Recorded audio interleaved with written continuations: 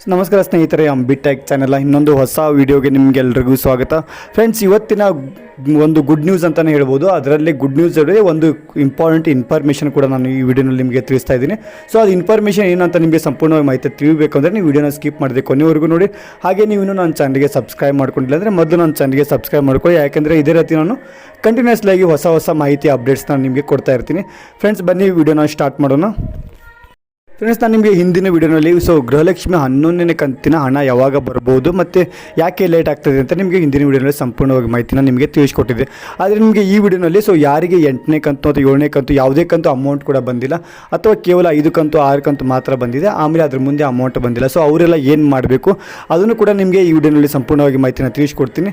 ಮತ್ತು ಇದ್ರ ಜೊತೆಗೆ ಅಮೌಂಟ್ ಯಾಕೆ ಬರ್ತಿಲ್ಲ ಅದನ್ನು ಕೂಡ ನಿಮಗೆ ಈ ವಿಡಿಯೋನಲ್ಲಿ ತಿಳಿಸ್ಕೊಡ್ತೀನಿ. ವಿಡಿಯೋನ ಕೊನೆವರೆಗೂ ನೋಡಿದ್ರೆ ನಿಮಗೆ ಸಂಪೂರ್ಣವಾಗಿ ಮಾಹಿತಿನ ಸಿಗುತ್ತೆ. ಮೊದಲನೇದಾಗಿ ನಾನು ನಿಮಗೆ ಒಂದು ವಿಡಿಯೋನಲ್ಲಿ ನಿಮಗೆ ಹೇಳಿದ್ದೆ ಯಾವ ಕಾರಣಕ್ಕಾಗಿ ನಿಮ್ಮದು ಅಮೌಂಟ್ ಬರ್ತಾ ಇಲ್ಲ ಅಂತ. ನಿಮಗೆ ಹಿಂದೆ ಒಂದು ವಿಡಿಯೋ ಮಾಡಿ ನಿಮಗೆ ತಿಳಿಸಿದೆ. ಇದರಲ್ಲಿ ಏನಂದರೆ ಆಧಾರ್ ಕಾರ್ಡ್ ಅಪ್ಡೇಟ್ ಆಗಿರಬೇಕು. ಆಧಾರ್ ಕಾರ್ಡ್ ಅಡ್ರೆಸ್ ಅಪ್ಡೇಟ್ ಆಗಿರಬೇಕು.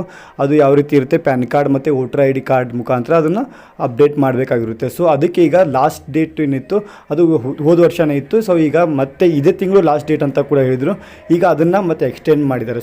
ಡೇಟ್ನ ಸ್ವಲ್ಪ ಮುಂದೂಡಿದ್ದಾರೆ. ಅದು ಈಗ ಫ್ರೀ ಆಗಿದೆ. ಆಮೇಲೆ ಅದು 1,000 ರೂಪಾಯಿ ಕೊಟ್ಟು ಮಾಡ್ಕೋಬೇಕು. ಇಲ್ಲಿ ನೀವು ನೋಡ್ತಿರ್ಬೋದು, the date to update Aadhaar card for free is 14 September 2024 on the My Aadhaar portal. After 14 September 2024, you will have to update your proof of identity and address documents for Aadhaar card by paying a fee. ಅವ್ರೇನು ಹೇಳಿದ್ದಾರೆ, September 14 ನಿಮ್ಮ ಆಧಾರ್ ಕಾರ್ಡ್ನ update ಮಾಡ್ಕೊಳ್ಳಿ. ಸುಮಾರು ಜನ update ಮಾಡ್ಕೊಂಡಿಲ್ಲ. ಯಾರೆಲ್ಲ update ಮಾಡ್ಕೊಂಡಿಲ್ಲ ಅವ್ರಿಗೆ ಯಾರಿಗೂ ಅಮೌಂಟ್ ಬಂದಿಲ್ಲ. ಅಪ್ಡೇಟ್ ಮಾಡಿದ ತಕ್ಷಣ ಒಂದೇ ತಿಂಗಳಲ್ಲಿ ಅವರಿಗೆ ಗೃಹಲಕ್ಷ್ಮಿ ಯೋಜನೆ ಆಗಿರ್ಬೋದು, ಯಾವುದೇ ಯೋಜನೆ ಅಮೌಂಟ್ ಆಗಿರ್ಬೋದು, ಅದು ಅವರಿಗೆ ಬರ್ತಾ ಇದೆ ಫ್ರೆಂಡ್ಸ್. ನಿಮಗೆ ಹಿಂದಿನ ವಿಡಿಯೋನಲ್ಲಿ ನಿಮಗೆ ಯಾವ ರೀತಿ ಅಪ್ಡೇಟ್ ಮಾಡಬೇಕು ಅಂತ ನಿಮಗೆ ಸಂಪೂರ್ಣ ಮಾಹಿತಿನ ತಿಳಿಸ್ಕೊಟ್ಟಿದೆ. ಈಗ ಅದು ಸದ್ಯದಲ್ಲಿ ಫ್ರೀ ಇದೆ. ನೀವು ಆಮೇಲೆ ಅದನ್ನು 1,000 ರೂಪಾಯಿ ಫೈನ್ ಕೊಟ್ಟು ಮಾಡೋದಕ್ಕಿಂತ ಈಗಲೇ ನೀವು ಒಂದ್ಸಲ ಚೆಕ್ ಮಾಡ್ಕೊಂಬಿಡಿ. ನಿಮ್ಮದು ಅಪ್ಡೇಟ್ ಇದೆ ಇಲ್ಲೋ ಅಂತ.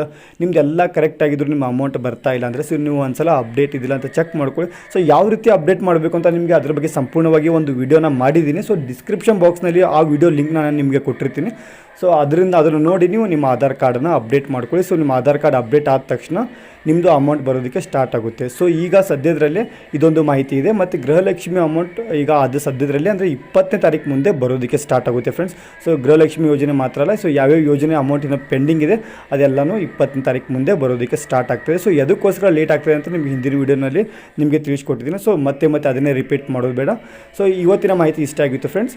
ಈ ಮಾಹಿತಿ ಹೇಳೋಕ್ಕೋಸ್ಕರ ನಾನು ವೀಡಿಯೋನ ಮಾಡ್ತಿರೋದು. ಈ ವಿಡಿಯೋ ಹೇಗೆ ಅನಿಸ್ತಂತ ನೀವು ಕಮೆಂಟ್ ಮುಖಾಂತರ ತಿಳಿಸ್ಬೋದು. ವಿಡಿಯೋ ಇಷ್ಟ ಆಗಿದ್ರೆ ಒಂದು ಲೈಕ್ ಮಾಡಿ ಮತ್ತು ಚಾನಲ್ಗೆ ಹೊಸಬ್ರಾಗಿ ಸಬ್ಸ್ಕ್ರೈಬ್ ಮಾಡ್ಕೊಳ್ಳಿ ಫ್ರೆಂಡ್ಸ್. ಅಲ್ಲಿವರೆಗೂ ಸಿಗೋಣ ನೆಕ್ಸ್ಟ್ ವಿಡಿಯೋನಲ್ಲಿ. ಜೈ ಹಿಂದ್, ಜೈ ಕರ್ನಾಟಕ.